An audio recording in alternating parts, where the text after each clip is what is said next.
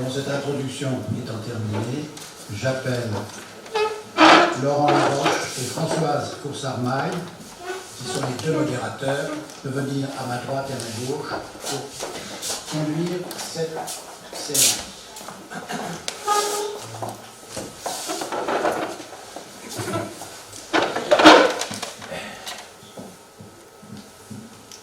Je passe d'abord la parole à Laurent, qui a organisé toute la séance. Alors merci, cher Philippe, Monsieur le Président. Françoise Foursard-Maille s'est jointe à moi pour mettre en place cette réunion donc consacrée à l'ophtalmologie. L'ophtalmologie, lorsque je me dirigeais vers cette spécialité, était souvent brocardée par nos aînés qui la qualifiaient de petite spécialité. Et c'est vrai que les globes oculaires étaient de petite taille, ils le sont d'ailleurs restés. Il n'empêche qu'aujourd'hui, l'ophtalmologie est la première pourvoyeuse d'interventions chirurgicales en nombre, et l'Académie compte de nombreux ophtalmologistes parmi ses membres, ce qui à l'époque lui posait peut-être quelques problèmes, et plusieurs séances ont été organisées déjà sur ce thème. Le rayonnement de l'ophtalmologie française est indiscutable et les dernières rencontres internationales de chirurgie francophone l'ont montré. L'ophtalmologie française se porte bien.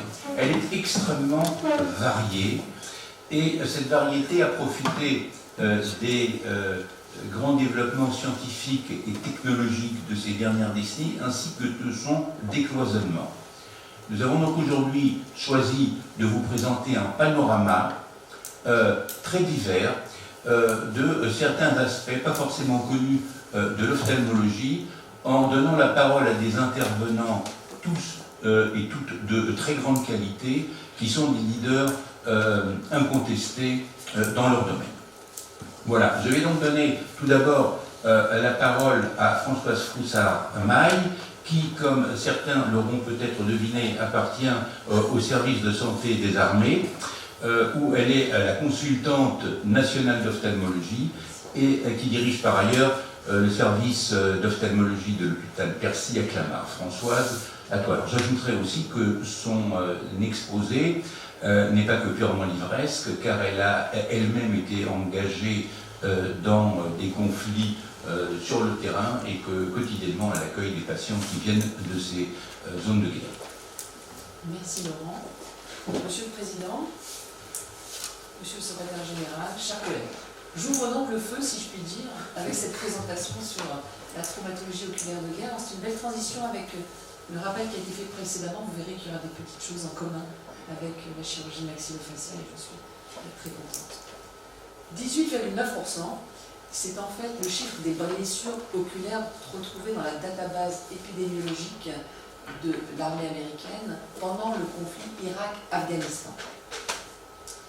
C'est vous dire que l'œil est un organe vulnérable, mal protégé, très exposé. L'atteinte oculaire est en augmentation constante, comme vous le voyez sur cette diapositive, depuis le dernier conflit historique, avec un pourcentage donc, qui est passé de 2% en Deuxième Guerre mondiale à 18,9%, je viens de vous le dire. Le port des effets de protection en fait, entraîne une modification de la répartition lésionnelle par rapport au conflit antérieur. Nous observons beaucoup moins de lésions du tronc, nous observons des lésions des membres, les orthopédistes le savent, et de l'extrémité céphalique, de plus en plus nombreuses et de plus en plus graves. En Irak, 6% des blessés étaient relevés avec une amputation, les orthopédistes donc, et 29,4% avec une lésion céphalique. Durant le conflit d'Afghanistan, il a été recensé sur les blessés français 32,2% de lésions céphaliques. Enfin, il faut insister, Laurent Laroche l'a dit, sur le fait que l'incidence des traumatismes oculaires est 20 à 50 fois plus élevée que la surface de ce petit organe ne le laisserait prévoir. Quelles sont les spécificités du temps de guerre? Les agents vulnérables sont multiples, vous le savez, que ce soit des éclats, des balles, des armes énergie dirigée. Vous connaissez le laser, nous verrons les micro-ondes également. Et les lésions rencontrées présentent donc des caractéristiques propres. Ces caractéristiques sont les suivantes. Les sujets sont blessés par des agents qui explosent. Au premier rang de ces agents, ce sont les IED pour Improvised Explosive Device, qui sont mises en œuvre à distance, ou déclenchées par des suicides bombeurs ou des véhicules piégés. Les IED représentaient en Irak 37% des blessures. Les agents vulnérables peuvent également être des balles, du fait de snipers ou d'attentats. Certains personnels sont également victimes au niveau oculaire d'armes laser, mais de façon bien plus rare. La grande directivité du faisceau laser permet des tirs sur des distances sans dispersion de l'énergie, et chaque tir est quasiment, je dirais, à un coût quasiment négligeable, à moins d'euros par tir, donc c'est intéressant. D'autre part, la puissance est modulée en fonction des besoins. Il y a des effets létaux ou non. Pour ce qui concerne en tout cas l'œil, ce sont des effets qui vont neutraliser le combattant par lésion maculaire centrale avec une perte brutale de l'acuité visuelle centrale. Alors, le risque oculaire est majoré dans ce contexte par le port en fait, de jumelles d'optique grossissantes, mais les cas publiés sont rares. En 2003, l'armée américaine avait publié en fait, une série de 10 cas, ce qui n'était vraiment pas beaucoup, d'atteinte oculaire par mésusage d'ailleurs, c'était même pas en fait intentionnel par l'ennemi. Il est en fait certain que depuis 2003, les choses ont un petit peu changé et le risque aujourd'hui est bien réel. Alors, quelle est la typologie des lésions que nous rencontrons? Qu'il s'agisse d'éclats de tout type, et qui peuvent être retrouvés, ça peut être métallique, ça peut être non magnétique, magnétique, il peut y avoir des bris de verre. Ces tableaux cliniques peuvent être tout à fait simples, mais plus volontiers complexes, parfois avec un délabrement majeur, un polycriblage et des lésions contusives associées, parce qu'il y a souvent par effet de souffle un blast associé, et enfin des brûlures peuvent compléter le tableau. Ces atteintes sont majoritairement bilatérales, c'est cela qui fait en fait toute la gravité de ces lésions de guerre. Alors en cas de lésion par balle, que se passe-t-il au niveau de l'œil? Il y a des effets de coupe, de broiement, d'étirement, il y a la cavitation de ce projectile qui sont finalement synonymes de rupture du lobe oculaire par un véritable éclatement. La coque cornéosclérale est en fait peu élastique. Alors sur un plan stratégique, que fait-on au niveau de nos armées françaises? Il existe pour le blessé de guerre une prise en charge au sein d'une chaîne santé que je vous rappelle sur cette diapositive, qui comprend en fait ce qu'on appelle le rôle 1, qui est situé je dirais à l'avant, avec un ramassage du blessé. Qu'est-ce qui est effectué à ce niveau-là sur le plan oculaire? Un pansement assez simple et une coque de protection sur l'œil. Le blessé est ensuite évacué sur ce qu'on appelle un rôle 2, qui représente en fait ce qu'on appelle le groupement médico-chirurgical, où sont pratiqués des gestes de damage control, des gestes de survie par des confrères viscéraux. Il est ensuite évacué sur ce qu'on appelle le rôle 3, qui est encore un hôpital médico-chirurgical, par une MEDEVAC, qui est en fait un transfert en hélicoptère tactique, pour être pris en charge cette fois seulement au niveau de ce rôle 3 par un ophtalmologiste qui est présent à ce niveau. Il est ensuite, après cette prise en charge urgente au plan médico-chirurgical ophtalmologique, évacué secondairement dans un rôle 4. Le rôle 4, en fait, c'est l'hôpital militaire situé en Écosse. Ces hôpitaux, bien sûr, disposent d'un plateau technique largement plus performant que cet hôpital du rôle 3. Alors, quels sont les progrès techniques indéniables en chirurgie ophtalmologique qui concernent ces blessés? À tout seigneur, tout honneur, j'avoue que nous venons de le rappeler peut-être dans un sens un petit peu différent de celui que je donnais là, mais l'antibiothérapie, bien que ce ne soit pas chirurgical, permet de sauver ses yeux de la complication majeure des plaies oculaires de guerre qui est l'endophtalmie. L'antibiothérapie est effectuée par voie intraveineuse, mais également in situ, ça c'est un certain progrès, en injection dans la chambre antérieure de l'œil, mais également au niveau intravitréal. Alors, le pronostic anatomique et fonctionnel de ces yeux blessés a largement été amélioré également par un geste précoce, désormais facilité par la miniaturisation de nos instruments, les progrès notamment en vitesse de coupe, et en taille des vitréotomes qui font 25, 27 gauche désormais. Cette miniaturisation fait moins d'effets délétères sur le globe oculaire blessé. Le succès aussi de ces chirurgies vitréo-rétiniennes est également le fait d'une visualisation qui est bien meilleure, avec des systèmes de visualisation que nous n'avions pas auparavant. On dispose de grands champs, on dispose d'éclairages qui peuvent être secondaires avec des chandeliers et même des instruments éclairants. L'endoscopie oculaire, j'en avais fait une petite communication il y a quelques années, a fait également de grands progrès dans notre domaine, avec des sondes qui sont plus fines et qui sont surtout plus résistantes à la manipulation lors des stérilisations, les toutes petites filles. Cette endoscopie permet de s'affranchir en fait de l'opacification de la cornée et de pouvoir accéder au segment postérieur.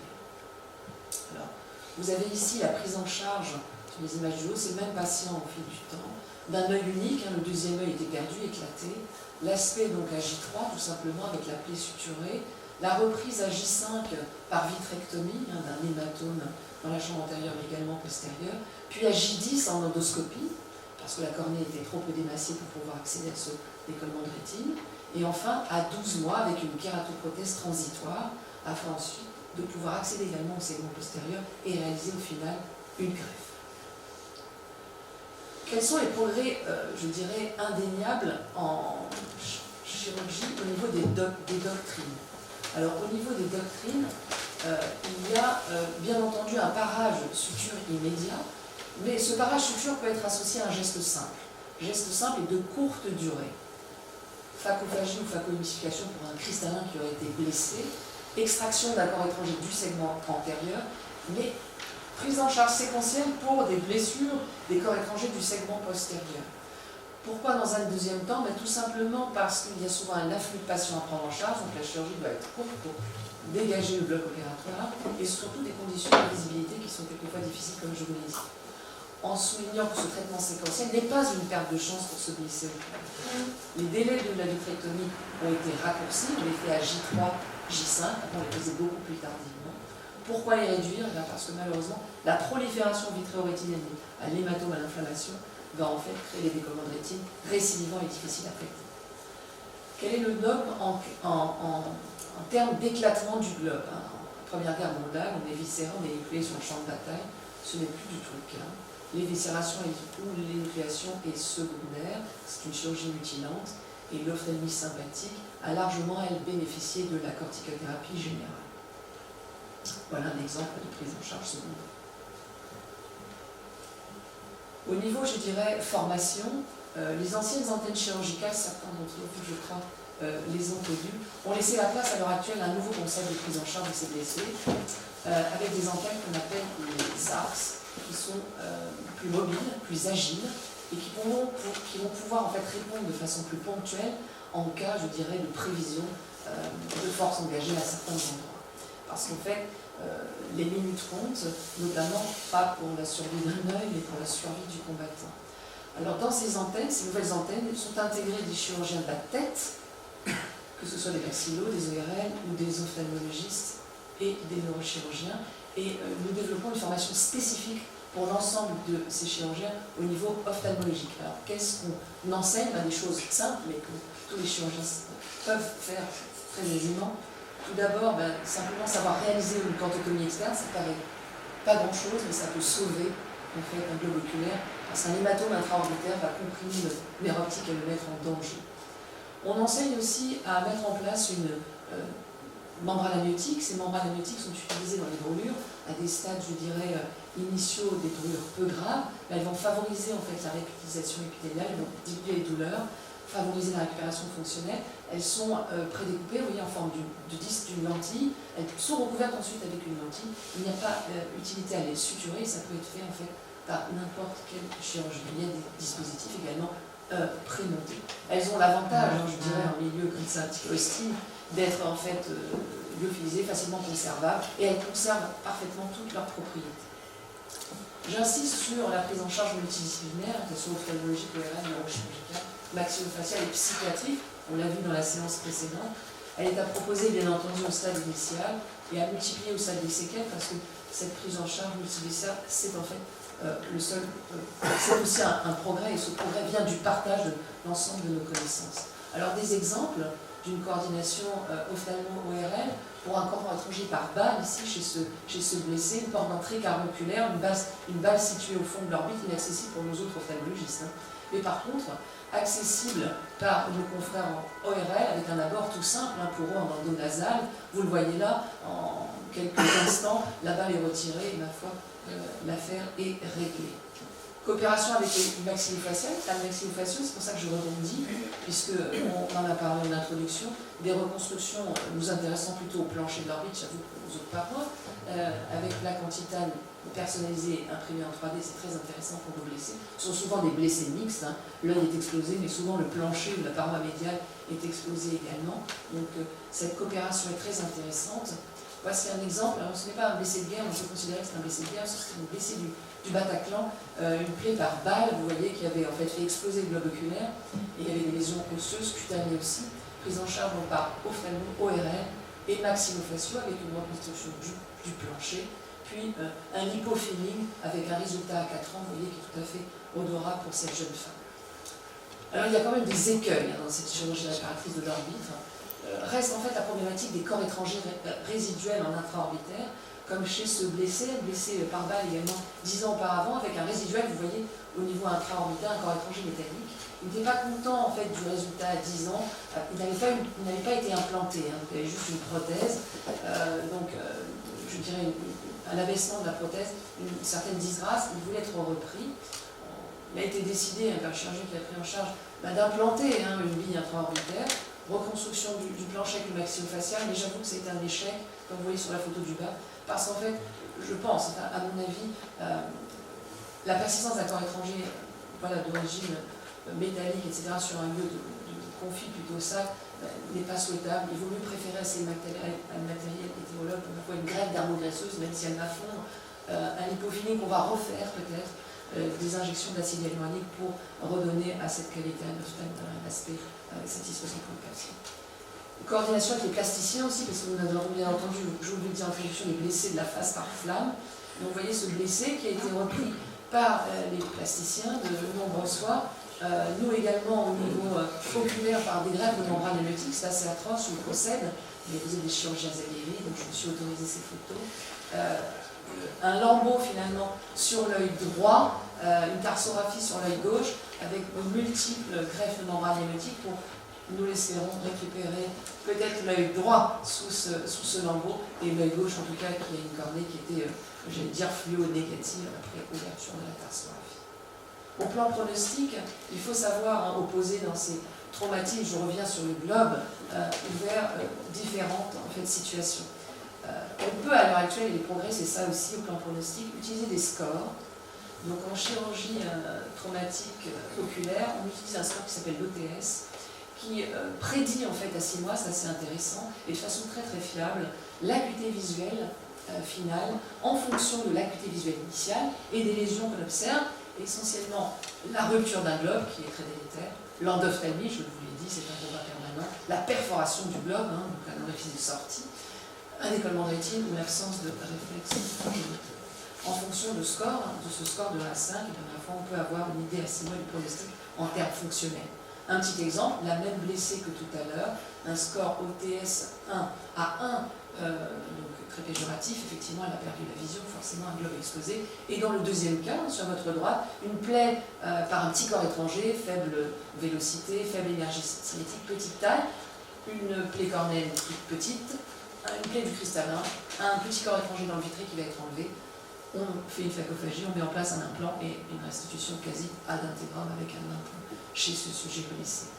Le même exemple, mais pour 2 yeux d'un même patient, c'est un blessé malien qui va finalement, son œil droit, c'est le cas que je vous ai présenté à l'instant, son œil gauche, c'est plutôt le cas de la blessée du Bataclan, avec un score OTS qui est tout à fait prédictif de sa récupération fonctionnelle.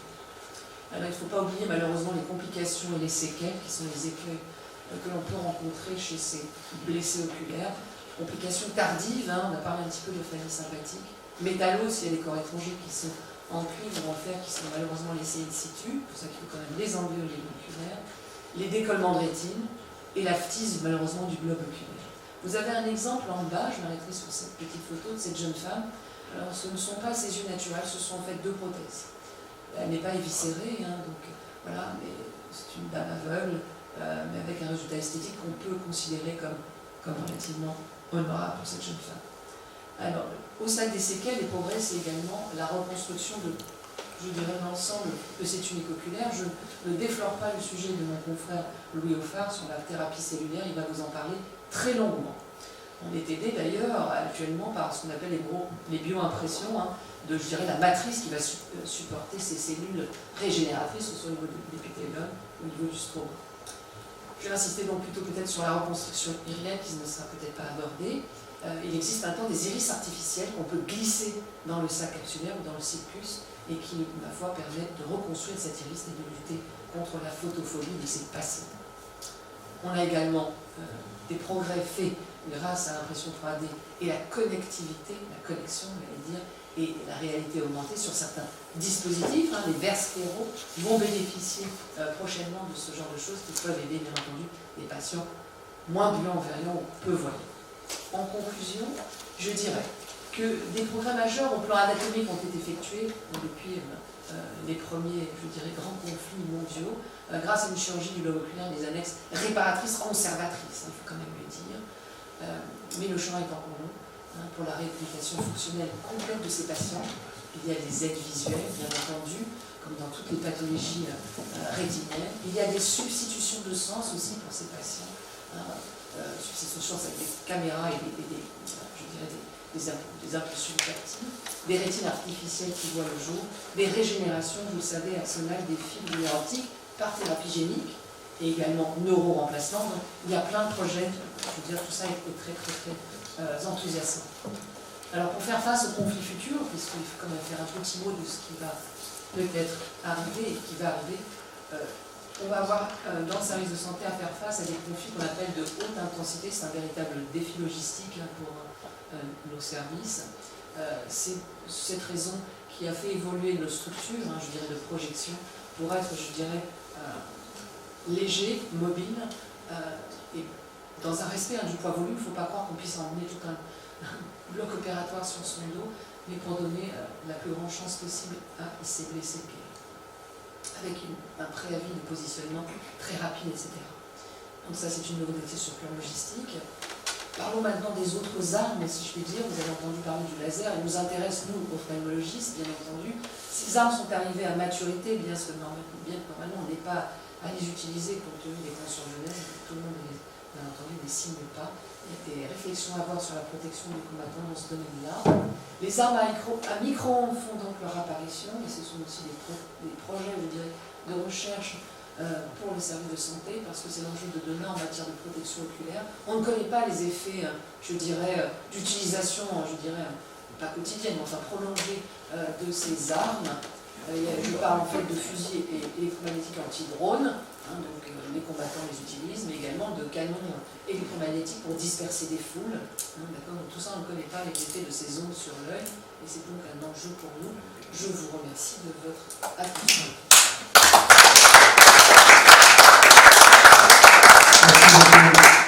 Merci beaucoup Françoise. Tout cela est assez inquiétant. Est-ce que vous avez une idée du taux de récupération complète de la vue, le taux global pour toutes ces blessures, dans le cadre de l'expérience des forces armées françaises? Autrement dit, combien vous récupérez de yeux totalement, une vision normale? C'est impossible à dire. C'est très difficile à dire. Un tiers des yeux, je pense, parce que quand il y a des gros évaporements, des surplans fonctionnels, je crois qu'on a gagné l'anatomie, c'est quand même important, garder son organe. Mais pas forcément effectivement très fonctionnel. Un œil qui a simple perception lumineuse n'est pas très utile. C'est vrai que ça continue à être difficile. Je dis un tiers, mais parce que les blessures étaient plus simples, moins délabrées. Moi, je crois qu'on a gagné la bataille de l'anatomie, on n'a pas encore tout à fait gagné la bataille de la fonction dans ce domaine. C'est tout à fait compréhensible, mais c'est tellement difficile, vous avez affaire à des lésions tellement graves et complexes qu'on n'imagine pas que vous obteniez un résultat complet facilement. Non. Oui, il y a une question là-bas, Jean-Pierre Rosenbaum, d'abord, ensuite Albert Claude Benamou, peut-être. Okay, bonjour, Jean-Pierre Rosenbaum, en l'occurrence. Alors, c'est effectivement, c'est des délabrements oculaires importants que présentent les soldats, enfin les militaires et les civils. Alors là, en ce qui concerne plutôt les militaires, donc devant ces délabrements importants du globe oculaire, d'après ce que vous avez exposé, donc la méthode pour améliorer, enfin la technique pour améliorer le pronostic, c'est la chaîne de soins, bien sûr, qui doit être de plus en plus adaptée aux situations nouvelles. Alors, au niveau du matériel de protection, puisque vous avez également évoqué le fait que la fréquence des lésions oculaires est de plus en plus importante, est-ce que les militaires, les soldats, ont un dispositif de protection qui peut permettre maintenant de protéger leurs yeux au regard des armes nouvelles qui apparaissent? Alors, très très bonne question. J'ai supprimé en fait les diapositives concernant la prévention. Parce que je me suis dit, on va faire de la réparation et pas de la prévention, sinon j'ai plus de sujet. Voilà. La prévention n'est pas balistique, tout simple. Oui, les militaires ont des lunettes balistiques. Ils ont un casque qui protège quand même pas mal, mais ceci étant, ça ne suffit pas. Et on décrivait très bien au départ, il n'y avait pas de lunettes balistiques, enfin, c'est vrai, il faut le dire. Maintenant, ils ont un masque balistique. Alors, il faut quand même comprendre que ce n'est pas si facile. Le masque balistique est souvent mis, malheureusement, c'est comme ça que les accidents arrivent. Il est mis sur le casque comme ça, parce qu'il fait 50 degrés, parce qu'on a plein de matériel, parce qu'on en a un VAB. Vous-même, au ski, je crois que vous enlevez parce qu'il y a de la buée, assez facilement. Bah, eux, c'est un petit peu pareil. Donc, je pense que le réflexe est plus pris, mais on a énormément eu blessés. Je veux dire, assez sottement, comme ça, par défaut de prévention, juste au plan balistique. Ça, c'est déjà pour répondre à votre première question. Ils sont équipés, mais malheureusement, sur le départ, c'est là qu'on se fait péter la citrouille, c'est ce qui se passe. On a eu un confrère médecin qui a été blessé dans un VAB par brique de verre. C'était un porteur de lentilles. On ne recommande pas dans le service de santé de porter ça s'éloigne de dessus, mais vous allez tout de suite comprendre. S'il avait eu ses lunettes, je pense qu'il ne serait pas aveugle. Il est aveugle à l'heure actuelle parce qu'il a pris du blindage. Vous voyez, donc c'était pas des petits corps étrangers de pare-brise, c'était du gros calibre. Hein. Il était derrière, et un suicide bomber est arrivé derrière.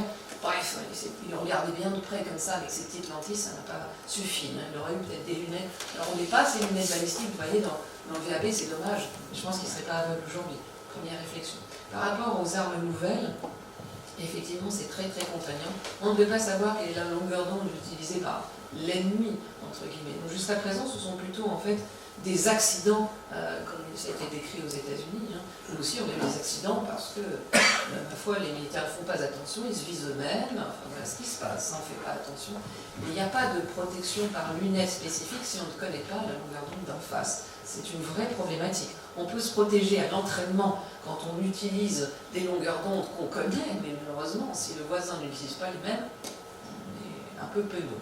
Alors après, il y a toutes les contre-mesures. Je pense que ce ne sera pas, sauf à l'entraînement, le port d'une lunette spécifique, mais il y a des contre-mesures pour dérouter, freiner, je dirais, le faisceau laser. C'est ça qui va être utilisé, lesquels, etc. C'est pas mon domaine, mais ça sera la même chose pour, je dirais, les nouvelles armes micro-ondes, hein, d'accord, qui chauffent moins, hein, d'accord, mais bon, peut-être qu'à force de les utiliser contre eux, il y aura aussi du brouillage de ce genre d'armes non létales, mais pour l'œil, ce petit œil. J'espère avoir répondu à votre question. Oui, une question sur les types d'armes qu'on utilise plutôt pour le maintien de l'ordre. Les LBD, leur dangerosité sur le plan ophtalmo, elles ont été célèbres à travers un gilet jaune qui a perdu son œil, semble-t-il. Est-ce que fréquence, etc. On a aussi une très bonne question. Je vous ai tangué un peu le temps de crise, mais c'est exactement pareil. Je suis aussi expert judiciaire et j'ai vu expertiser la personne dont vous parlez et j'avoue beaucoup de blessés qui avaient été pris en charge en région parisienne, dans nos hôpitaux d'ailleurs, à Cochin essentiellement. Oui, et bien, écoutez, on l'a récupéré au canal. Pas de ce que j'ai vu. Si je peux me permettre, pour avoir eu à discuter de ces problèmes, effectivement, dans le cadre d'expertise judiciaire, et ça peut aller jusqu'à la cour d'assises, les discussions à n'en plus finir, j'allais dire à perte de vue, sur l'origine LBD ou grenade de désencerclement. Car, en fait, la mise en cause n'est pas du tout la même. Lorsque une victime perd la vue à cause d'un LBD, l'intentionnalité peut être retenue, alors que lorsqu'il s'agit d'une grenade de désencerclement qui explose et qui envoie des plots qui ont la taille à peu près d'une balle de LBD et qui aboutit au même type de traumatisme, eh bien c'est la faute à pas de chance et il n'y a pas d'intentionnalité. Donc dans un cas, je dirais, c'est du pénal, en tout cas c'est plus lourd pour l'implication du responsable n'est pas la même. Je te vois, Françoise, qui a l'air de tempérer mon propos en disant que... Je tempère parce que, effectivement, tu as raison, mais c'est souvent la mauvaise utilisation. Une grenade de désensablement, c'est très particulier, on ne la lance pas. On doit la faire, mais je suis désolée, c'est très technique, mais c'est très simple. Moi, je lance la grenade, personnellement, mais à force de fréquenter les balisticiens, et quand même c'est un peu mon domaine, milieu militaire, eh bien j'ai appris beaucoup de choses. Voilà. Et en fait, il y a en fait des lancers par... des lancers qui sont voilà, en parabole comme ça. Et donc la grenade de désencerclement, c'est des petits galets en fait qui ont la taille du globe. Hein. Ça rentre, ça explose, hein. C'est comme le petit téton du volant de badminton. Voilà. Donc c'est censé en fait vous toucher les jambes, puisque ça rebondit à 1 mètre à peu près du sol, donc faire des lésions quand vous l'avez fait rouler. Malheureusement, si vous la lancez comme ça et que ça explose à hauteur d'homme, ben voilà, c'est ce qui se passe. Donc, pour juste, parce que j'en ai vu aussi, comme ça, on arrive, voilà, mais c'est bien pire le LBD, parce que bien pire, je ne sais pas ce qu'on peut dire, mais ça explose carrément l'orbite, la paroi du malaire, la paroi frontale, voilà, enfin, je ne peux pas faire de commentaires sur le LBD. J'ai une petite obligation dans les airs sur le sujet. Mais bon. Bien, Françoise, donc je pense qu'il va falloir inverser la proposition de Clausewitz en disant qu'il serait bien de développer la diplomatie pour éviter la guerre, parce qu'effectivement, c'est assez redoutable et au niveau des yeux, c'est quand même rarement rattrapable.